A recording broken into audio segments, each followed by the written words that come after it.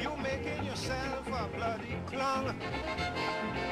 Up and down the country looking for Obia. Oh, greetings from Castle Goring, from Mickey and from me. Mickey's feeling the heat, as am I. We should be in Jamaica, but since we're not in Jamaica, I'm wearing my Jamaican clothes, pretending I'm in one of the great houses in St. Mary or St. Anne, with a nice sea breeze, as they would say in Jamaica. Not much of a sea breeze coming off the North Sea to Castle Goring, I'm afraid, although it is marginally cooler inside than it is outside, which is one of the benefits of having hugely thick walls. So, today we have some really rather interesting stuff to deal with. But before we start with any of it, I have a confession to make. Mickey is going to console me as I make my confession because I committed a big boo-boo. I confused kind hearts and coronets with arsenic and old lace, both of which, of course, are movies that describe people who, shall we say, resort to expedient and permanent solutions to problems that they regard as soluble only by the removal or the erasure of unwanted presences in their lives. Of course, Kind Hearts and Coronets is Alec Guinness, and Arsenic and Old Lace is Cary Grant. I'm sorry, I haven't seen them for about 40 or 50 years, and my memory played tricks on me. So I hope I'm forgiven. And now I will say, Jenny Davis wants to know, Lady C, maybe it's time Mr. Thomas Markle starts to sell some of the truths about his daughter, who has discarded him like a dirty paper face mask.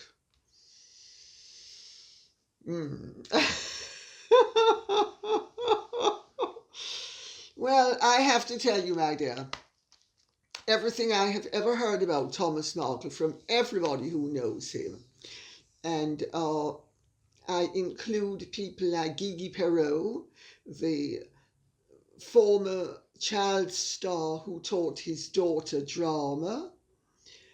Everything anybody has ever said about Thomas Markle is that he is a kind and decent and loving man. Yes, I'm sure he could not only do tit for tat, but wipe his daughter out with just a dash of the truth. But he's never going to do it. He's never going to do it because he's decent. But we will come to a little bit more about Thomas Markle a little bit later. Miss Lulu wants to know, question Lady C, do you think Nutmeg's father will sue to seek visitation rights in California? Under California law, a grandparent can ask the court for reasonable visitations with their grandchildren. Ooh, well, that's a really interesting one. I didn't know that. And I wonder if Thomas Markle knows that. Because, of course, if Thomas Markle doesn't know that, I think it should be brought to his attention. I don't think, though, that Thomas Markle is going to be going down the aggressive route. Thomas Markle is a very loving, nurturing man. His failing has been that he has been too loving and too nurturing of his thankless daughter, whom he spoilt rotten.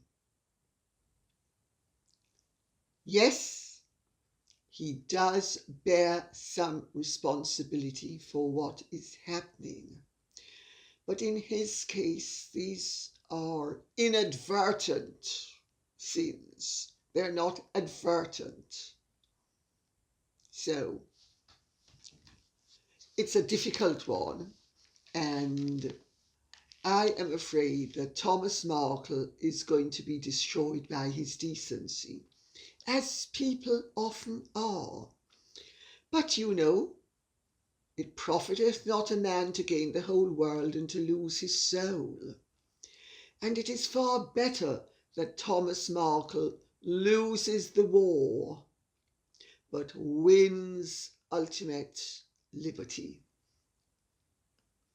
Alexandra Moore 100 says, after watching some clips from Thomas Markle's interview, I feel really sorry for him. So do I. I think that it would be nice for the royal family to invite him for a visit in the UK.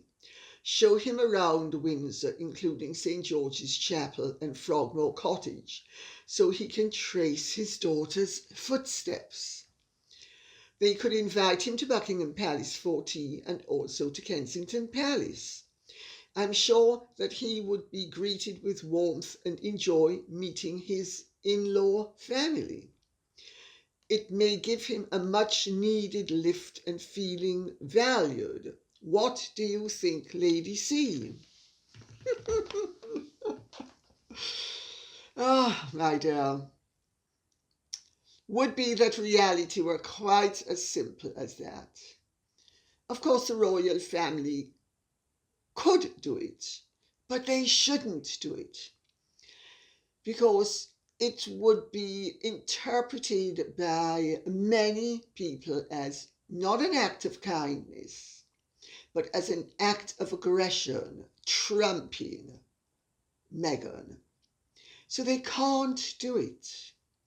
Of course, they would have done it, doubtless, had things been different. I mean, Doria has been entertained by the royal family, at least to a limited extent, to the limited extent that Meghan has allowed it. Because Catherine Middleton's family have been entertained rather more extensively. But then Catherine Cambridge has encouraged the inclusion of her family. Meghan encouraged the exclusion of hers. This is a huge difference. Huge.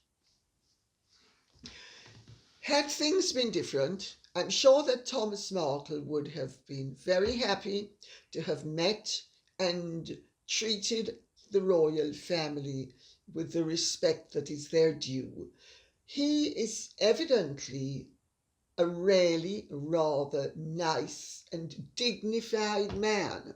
Yes, he may not have the patina of a public school educated gentleman, and I use the word public school in its old meaning, which was privately educated.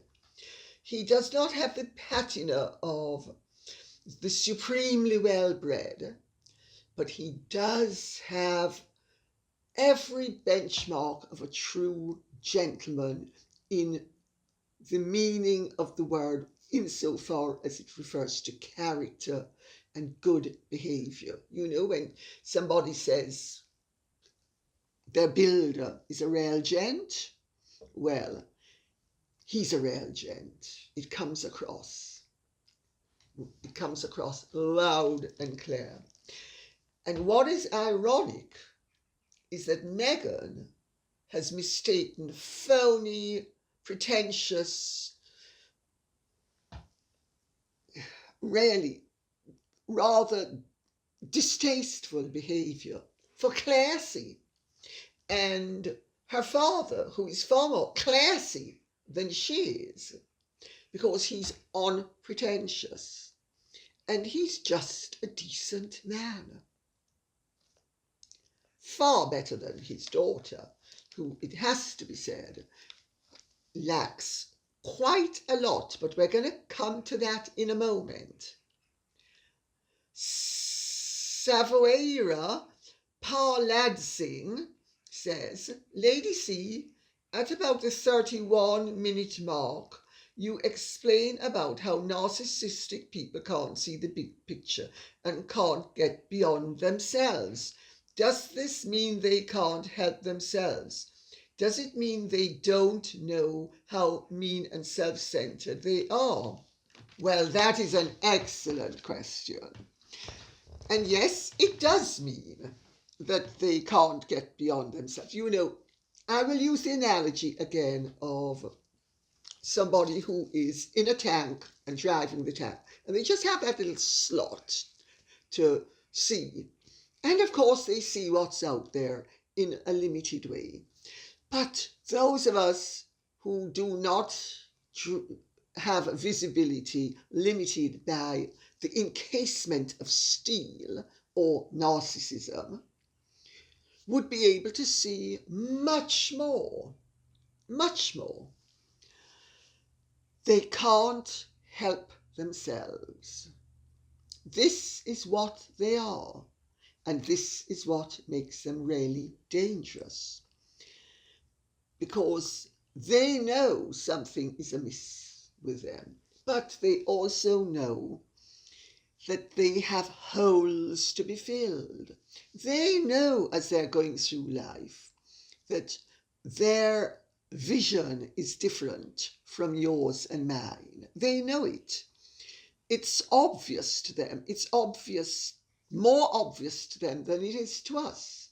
And they compensate with subterfuge and with putting on masks and with copying behavior to get themselves from A to C.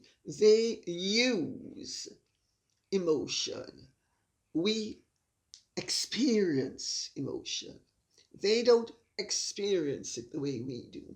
They utilize it, however. So they're very good at actually faking it, because they've spent their whole lives learning to pass as something they're not. Interesting phenomenon. Flavio Sousa says, question, Lady C, I love your videos and agree with your views, but aren't we being too harsh on Harry? It's not easy being the spare.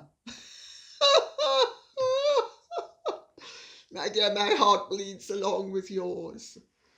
Every time the family goes for a burger at Wendy's, they don't, but I get where you're coming from. Harry has to bow and make way to senior royals. That's pointless and humiliating. No, it's not. And let's remember, Harry has everybody bowing and scraping to him. So if he has to make way for 4 or 5 people, he has tens and hundreds and thousands and sometimes millions of people making way for him. Where's the hardship? Because he's not number 1? Because he's number 6. Number 6 out of several billion. How bad is that?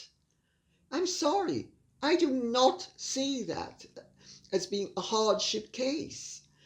No, in life you need to, whoever you are, accept your lot and insofar as it's possible, embrace it and make good of it. Nobody's lot is perfect. Nobody has everything that they want. And the few who do are usually miserable. I'm sorry, I do not for 1 second see that Harry is deserving of any compassion for being the spare.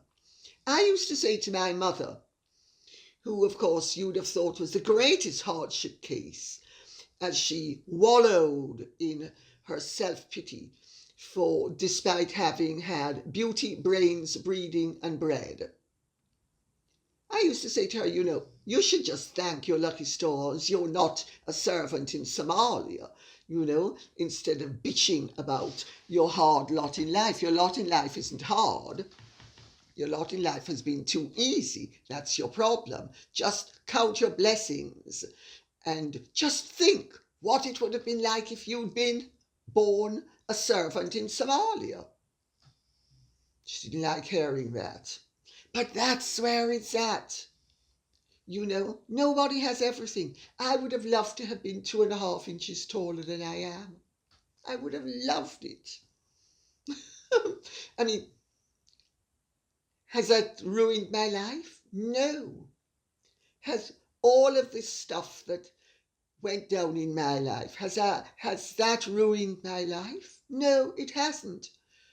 The secret to life is to use the alchemist's tool, turn base metal into gold, which means turn any disadvantage as soon as you can into a positive. Try to turn negatives into positives and disadvantages into an advantage if possible, or failing which an approximation of an advantage, but certainly to learn something and get something positive out of whatever has happened to you. So I'm sorry, to wrap this up, I will have to say, no, no, no. Being the spare is not worthy of sympathy. Royalty is like a dance troupe. Each dancer has to put his or her foot down at a precise time, at a precise spot, in a precise line, failing which the whole ensemble is thrown out. That is what royalty is. And Harry and Meghan didn't want to be in the dance troupe. They didn't want to be number 6 and number 6 on a par with number 6. So 6 plus 1, but not number 7. They didn't want to be that. No, they wanted to be number 1. Well, that, my dear, is called greed. That is called covetousness. There is a reason why the 10 commandments include coveteth not thy neighbour's ass nor thy neighbour's wife. You do not covet what someone else has. You try to be thankful for what you have, and if you wish to make more, you endeavour to do so, and you do not rail against fate or your God, or however you want to put it, because you do not have everything you want. Ambition can be a positive thing. Covetousness is a mortal sin, at least to those who believe in God. So, next question. William Evans says, Dear Lady C, I must compliment you on your most considered comments on the Sussex pair. You have on many occasions drawn comparisons between this selfish couple and other senior members of the royal family who accept their obligations. I do not think mention has yet been made of His Royal Highness the Duke of Kent, nor of his sister Princess Alexandra. Although now 85 years of age, His Royal Highness continues selflessly to support his first cousin, Her Majesty the Queen, most recently during this year's Trooping the Colour at Windsor. Yes, he did. I noticed that His Royal Highness had some difficulty in rising from his chair and in walking, but nevertheless turned out in full ceremonial uniform for this annual ceremony in celebration of Her Majesty's official birthday. Her Royal Highness Princess Alexandra, too, has been unstinting throughout her adult life as a loyal friend and supporter of Her Majesty. I feel both His Royal Highness the Duke of Kent and Princess Alexandra deserve some mention for their past and continuing service to the Crown. Do you agree? Yes, I do agree. I actually know the Duke of Kent and Princess Alexandra slightly. She is the perfect professional princess, and he, it has to be said, is the perfect professional royal duke. They never put a foot wrong. They're always pleasant, agreeable, dignified, good-humoured. She was a very beautiful woman when she was younger. And she is still a beautiful woman, although, of course, she's no longer so young. She's now in her 80s. And he is 85. Yes, I actually went to his 80th birthday celebrations to just get that in to those of you who would like to be amused by it. And even better to those of you who it will annoy. Oh, sugar, sugar, sugar, sugar, suck salt. Oh dear. You know, that's what the royal family is all about. Dedication to duty, dedication to representing the nation through the monarchy.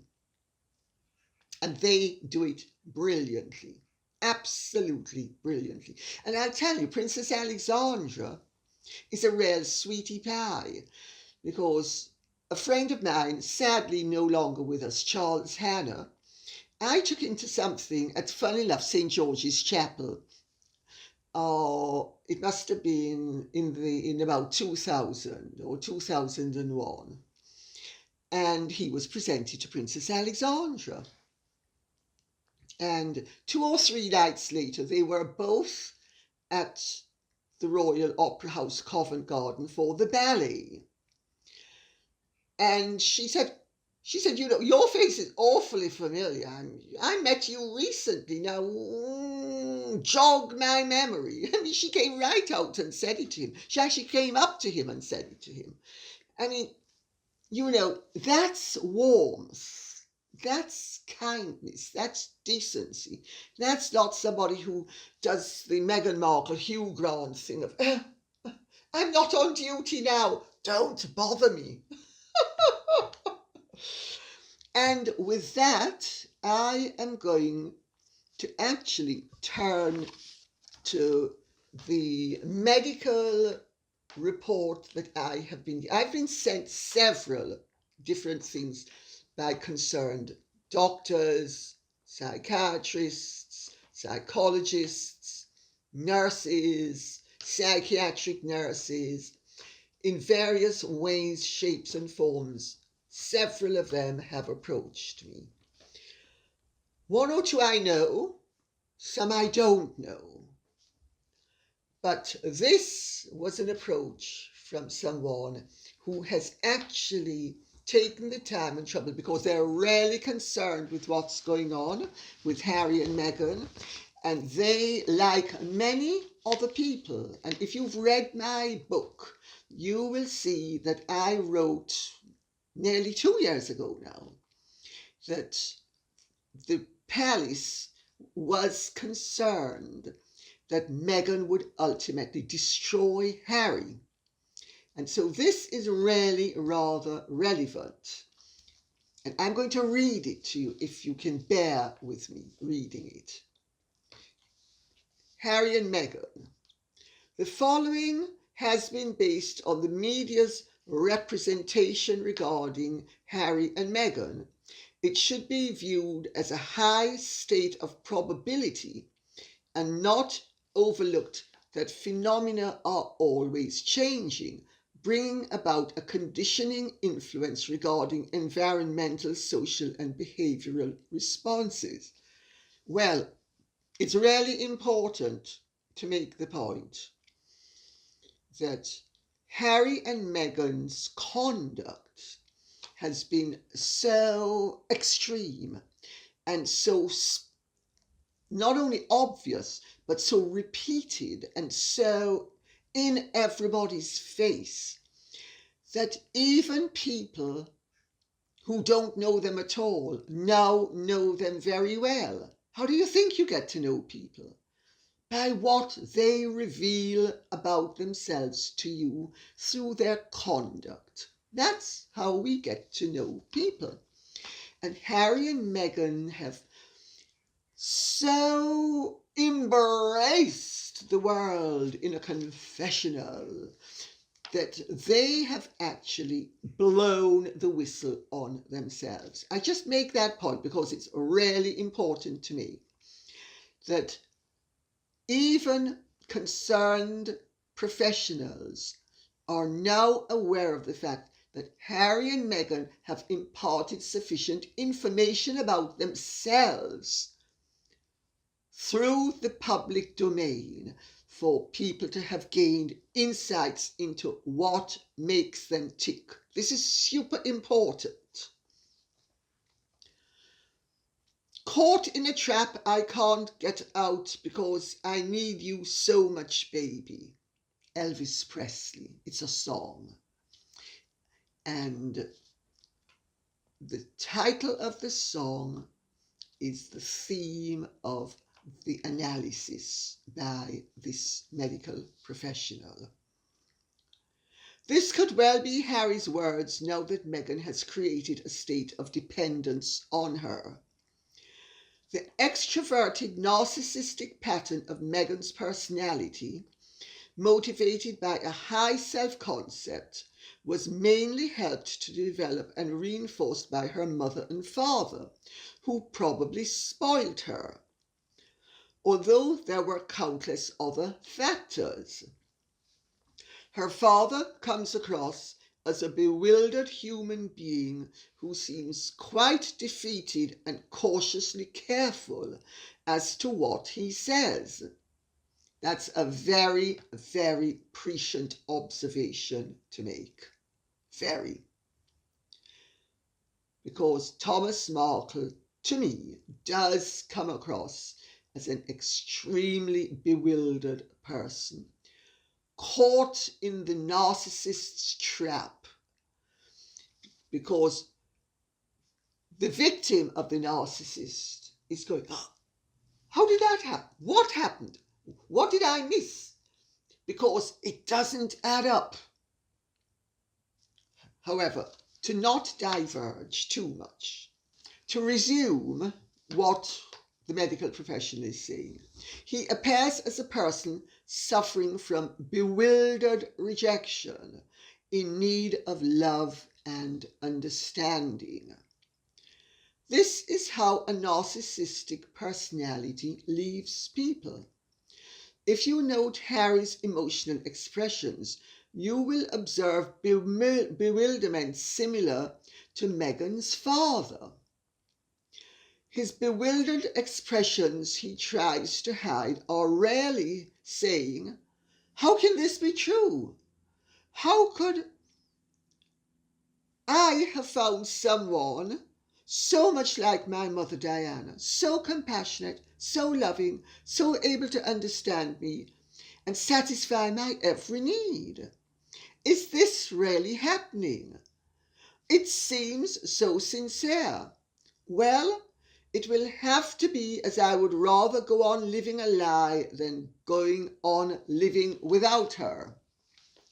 I think that's a very, very, very telling and profound observation to have made. Because in my opinion, the victim of a narcissist is also the victim of hot and cold, of push and pull, what's known as a variable reinforcement. And it creates a tremendous degree of bewilderment in their victims.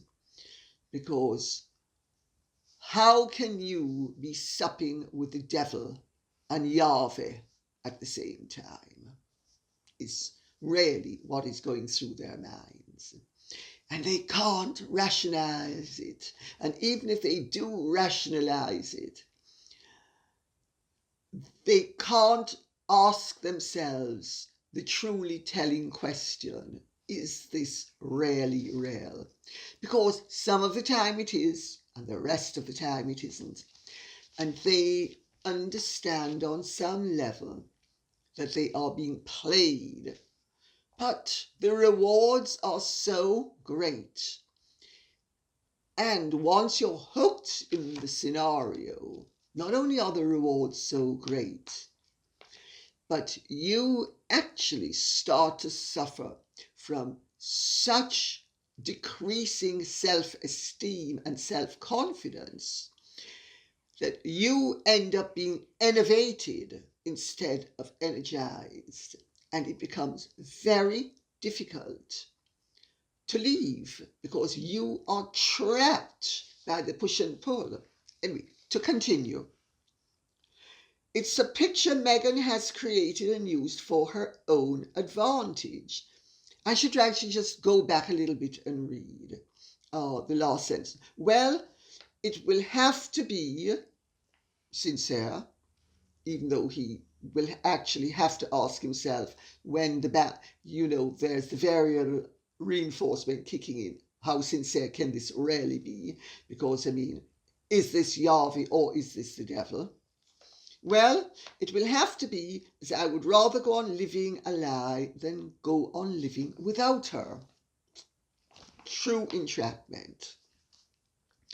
It's a picture Meghan has created and used for her own advantage as a means to gain control over him. She has observed his needs and played up to him for her own advantage, driven by narcissistic entitlement, copying some of Diana's behavioral traits as a means to accomplish it. Harry is the victim of narcissistic duping delight, all in capitals. Narcissistic capital, duping capital, delight, because it is a special name. It means something. It is a special category of the effect of narcissism. So to continue, it starts off early in life and gains more power as they find it works to their advantage. Yes, the narcissist loves the fact that he or she can dupe you, loves it. Meghan has painted and acted out this picture as a means to create dependence on her by making use of Harry's past trauma. At any moment, she could reject him using his emotions against him and move on, pointing out her ideas regarding what she has a need to see as emotional weakness to obtain more narcissistic power. The push and pull comes in. A trauma added to previous experience could take years to learn to live with. Don't I know that to my cost? A victim of a narcissistic personality, even after all the hurt they have experienced, will try to get back with a narcissist because the victim's self-worth, which the narcissist built up for their own advantage, creates a dependency on them. Their victim becomes bewildered because they are unable to believe that their partner could be capable of the sudden, cold change in their emotional responses. They are not aware that the narcissist acts out emotion for their own advantage. Let's hope that Harry's brother and the other royals can help to support him. Meghan calculated every step of her plan based on her assumptions that it's her right to satisfy her needs. A narcissist will play up to their partner's family if they can be useful to their plan. But Meghan could not get the attention she needed as other members of the royals stood in her way. Her concealed jealousy of Kate got well out of hand. She saw her as a rival, but there was no way she could control the situation. Her passive aggressions, concealing outward anger and spitefulness, came into play, and she created a poor me appearance. to justify her exit from the royals, painting the picture that it was their fault and trying to get the public on her side as weapons against the royals, while portraying a picture of innocence. Her inward concealed violence caused her to plant an emotional bomb as a means to turn the world against the royals. If Harry disagreed, he would have been given the ultimatum, it's either your family or me, but by then she has another weapon against him, a child. We should never underestimate the cunning, ruthless pursuits of a narcissistic personality. The next category is Harry's future. Harry seems an honest, genuine person with normal, developed emotions, although he has been encouraged to become oversensitized to his problems by Meghan's involvement with modern psychotherapy. Meghan, who lacks any real empathy, is now in a very secure position. She will soon have 2 children. This was received by me about 2 weeks ago. She will soon have 2 children to use as weapons as well as his emotional responses. In the future, if she is unable to gain constant attention and her selfish desires can't be satisfied, if Harry is no further use to her, he will be rejected. She may act out a display of compassion towards poor Harry for a public show. When she gets bored and looks for other resources to satisfy her narcissistic desires, she will withdraw the dependence Harry has on her. Note she cleverly created this in the first place. As Harry becomes more insecure, he will become the victim of his once healthy emotional responses and, if not having the right amount of support in his bewilderment, will be thrown between being deeply upset and angry. If he becomes angry, she will expose it to the public, just like Johnny Depp experienced. After cleverly having his anger provoked in the first place, Harry, by reacting to her, will play further into her hands, giving her more power and narcissistic control. He will now be made to feel he has failed her, and in his bewilderment will probably start to believe he has, as by now his belief in himself would have become dependent on her. She will probably tell him he has become too dependent. Giving her a sense of power, she could stay with him if he doesn't complain about her doing as she likes. If you observe a narcissist, they are always carefully reading a person's facial expressions, looking for their sensitive emotional responses. If they can say something that exaggerates those responses, they feel a greater sense of power. Harry won't win, as Meghan has already dissected all of his life and self-worth, which she has used in her favour. If she decides on an affair, it will be Harry's fault for not understanding her or not allowing her enough freedom to satisfy a need. I can believe that one. She will manipulate him into believing he made her do it. Yeah, we've already been manipulated into seeing that an awful lot has been done to her that actually she did to others. The sacred vow she took in St. George's Chapel will be cast aside, and the reasons for her betraying his trust she will look on as being well justified. This is well within her range of capabilities. If he caught her out, she would probably regard him as a fool for allowing himself to become a victim of deception and using his faults to justify her actions. Also lose respect for him, blaming him for catching her. The narcissist has a need to see their partners failing them one way or another and never the other way around. They feel they are special and entitled and expect it to be recognized. This is part of their pattern. If their partners can't continually supply their needs, they will move on or seek it outside of the relationship. I should say at this point, it's not possible to satisfy the needs of a narcissist. I just make that point. So they're always having to look outside. If their partners can't continually supply their needs, they will move on or seek it outside of the relationship. If that happens, she will look on it as a bit of fun, which she is entitled to, and look on Harry as the one with a problem for not being able to understand her. Let's hope Harry wakes up and gets out before this happens, but I don't think so.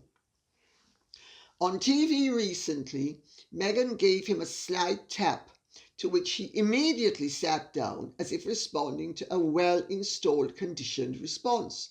So I really don't think so. Very well observed, my dear.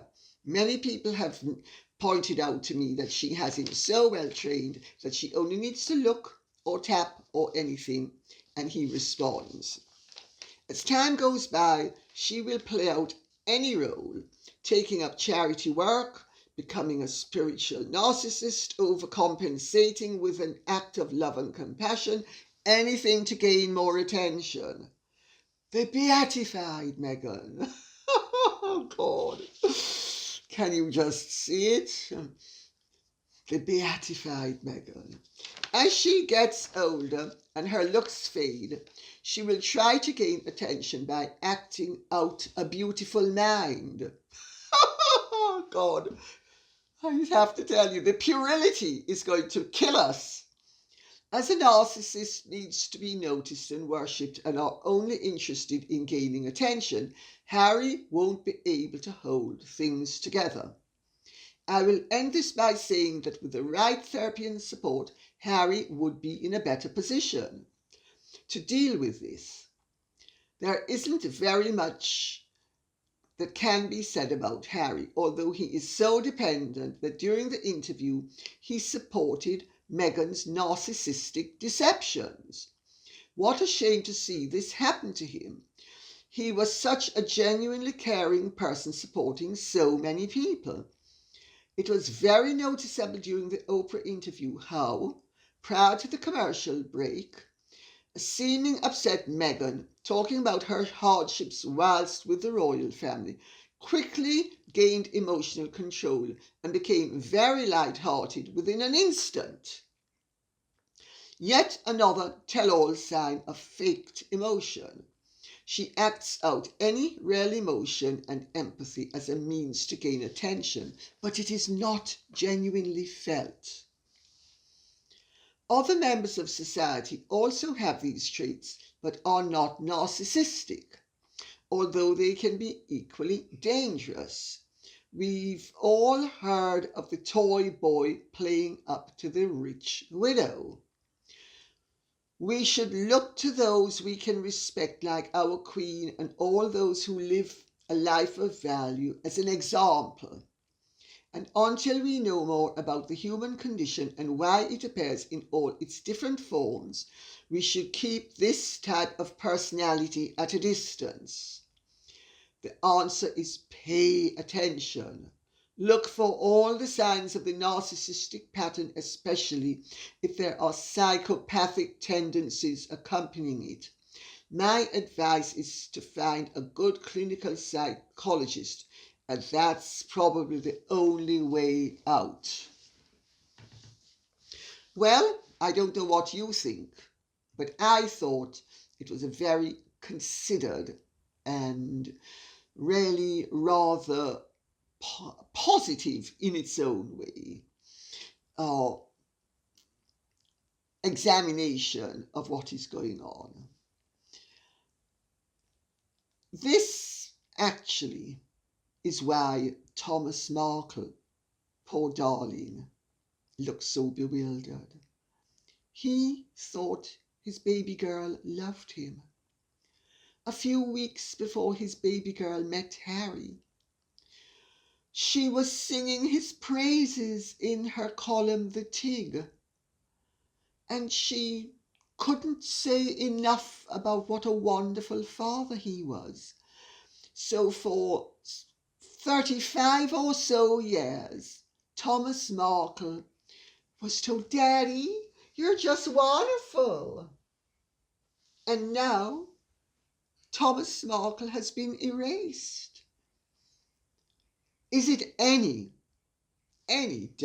at all, any question as to why the poor man would be completely befuddled? Of course he's going to be befuddled. And this observer is right about Harry as well. Harry does often look bewildered, and sometimes rather sheepish, and actually rather embarrassed. It's because in the Oprah interview there were several times when you could almost see him thinking, "Wow, I didn't expect that, but I better go along with it," or "I don't think that's true, but I better go along with it." Well trained. I used to see that with my parents.